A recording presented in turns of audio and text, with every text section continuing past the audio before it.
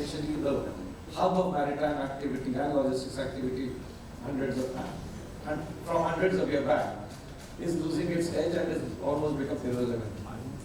But we all find that even today, not only has this industry survived, but it has also started developing green shoots. Lots of new activities happen. A lot of public partnership projects have been installed in the port area. I compliment and congratulate and also wish all the new players, say Century Ports, Ripley Group, even DML, if I have to be less humble, who have taken the jump and put their money and their might and their energies and their hope behind something which was believed to be dying out. Like the Hooghly, which had once, the draft had reduced to about 6.5 and everyone thought that it's going to, sort of die up. Today we are comfortably working at 8+ drafts, almost 8.5 meter draft in Haldia and not too bad in Calcutta either. So this spirit of Kolkata, the spirit of Bengal, the spirit of Eastern region is now getting rejuvenated. We recently also did a dry dock in GRSC and we were quite impressed with what we could see there. Yes, there are certain problems which are there. One of the problems was also the skill sets that people talked about, infra slightly behind. But one better opportunity than now to discuss that, so that the green shoots which have come up, which grow into powerful trees once again. Thank you very much, Bengal Chamber. Thank you very much, everybody, for giving the opportunity. Thank you.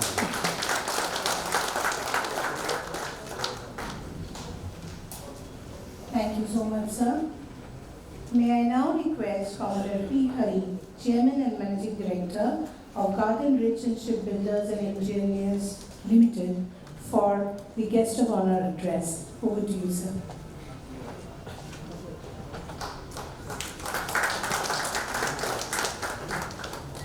Sri Sanjeev Sanyal, Member, Economic Advisory Council to the Honorable Prime Minister of India.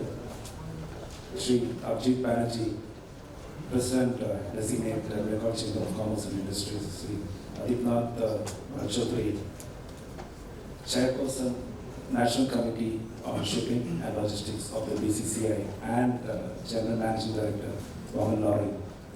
Other dignitaries on the dais, distinguished guests, ladies and gentlemen. At the outset, a very good morning to each one of you. At the outset, I thank the BCC&I for inviting me to be a part of this event. And as a part of vibrant Kolkata, as one of the speakers said, we feel proud to contribute to the growth of Kolkata and West Bengal and definitely Eastern India. The maritime ecosystem that encompasses the ports, shipping, shipbuilding, and the associated logistics network is at the cusp of a transformation. And this transformation is definitely key to India's goal of becoming a global maritime power in line with the Maritime Amritakal Vision 2047. Considering that we have a coastline of over 11,000 kilometers and also an equally long, or rather longer, inland waterways network plus 14,700 kilometers, and also the fact that over 90% of India's trade traverses through the river route, the growth and performance of this ecosystem, the maritime ecosystem, is akin to, or rather it is key and a driving factor towards India's growth and overall performance. My fellow speakers are specialists in ports, port management and logistics, and as one of the leading shipbuilders of the country, GRC, your GRC, I shall restrict my views to shipbuilding.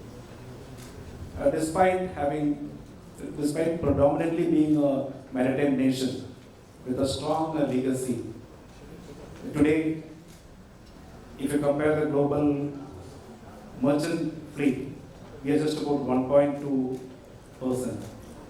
And our share in global shipbuilding is even lower. It is to the tune of 0.06 to 0.07%. Our government has set a clear roadmap and defined the targets for Maritime India Vision 2030 and Maritime Amritka Vision 2047, targeting, aspiring to be in the top 10 nations by 2030 and top 5 by 2047. These targets are definitely challenging, steep, and seemingly unachievable. But is it so?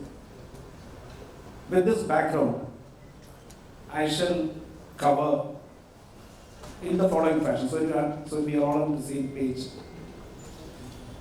What is the current shipbuilding capacity in India? Then, what is the demand that exists now and what is on the anvil? What are the steps taken by the government and all of us to bridge this gap in case there is a gap, and what are the challenges? Coming to the shipbuilding capacity of India. In India, as per recent surveys by various agencies, there are around 55 shipyards. 7 of them are large shipyards like GRC, Mazagon Docks and so on. Around 5 to 6 are medium-sized shipyards, and the balance shipyards are all, let us say, very minor shipyards with very basic facilities at this juncture. All put together, all these 53 shipyards put together, currently we have only about 42 dry docks, and you may be aware that dry dock infrastructure is one of the key assets that determine the capacity and capability of a shipyard. Of course, in addition to these dry docks, there are a few slipways which can take in and take out ships.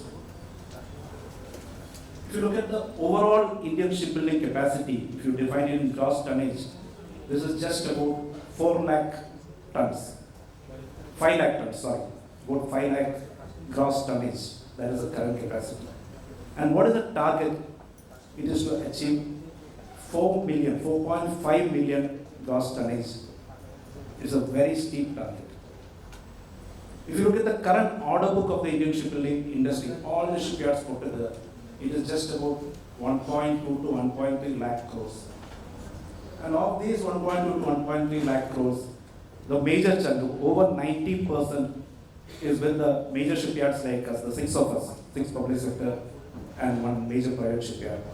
And interestingly, of that 90%, 95% is coming from the defense forces. This is where we stand today. Now, what is on the anvil for the shipbuilding industry? I will segregate this into 2 buckets. One, the orders coming from the defense, and then the orders coming from the non-defense segment. And of course, there's a third bucket, that is the export segment. If you take the defense sector, 7 projects has already got the approval of necessity from the Defense Acquisition Council. And the value of these 7 projects alone is to the tune of around 1,55,000 crores. It's a huge amount. This is in addition to, and the RFPs, the tenders for these 7 projects are likely to come out in the next 12 to 18 months, as per our estimate. And with both the Navy, that's our major customers, both the Navy and the Indian Coast Guard having very clear, stated maritime perspective plans and ambitious targets to increase their fleet strength. In addition to the 1,55,000 crores that I just mentioned, major projects like the submarine project, the aircraft carrier project, the destroyer project, and few other projects which are on the anvil, the value could be to the tune of around 2.5 lakh plus crores. This is only from the domestic defense sector. Now, coming to the non-defense segment, the Ministry of Shipping, Ports and Waterways have recently aggregated the demands of the government entities like ONGC and so on, and that demand alone comes to about 207 vessels, large to medium to small. The value, a conservative value, is to the tune of plus 1 lakh crores. I'll park the domestic requirement now and go to the exports. Most of the European nations, the Middle East nations, and few African countries are now looking at India as a commercial shipbuilding hub. Almost all the major Indian shipyards today have orders from European clients. This is the area where we see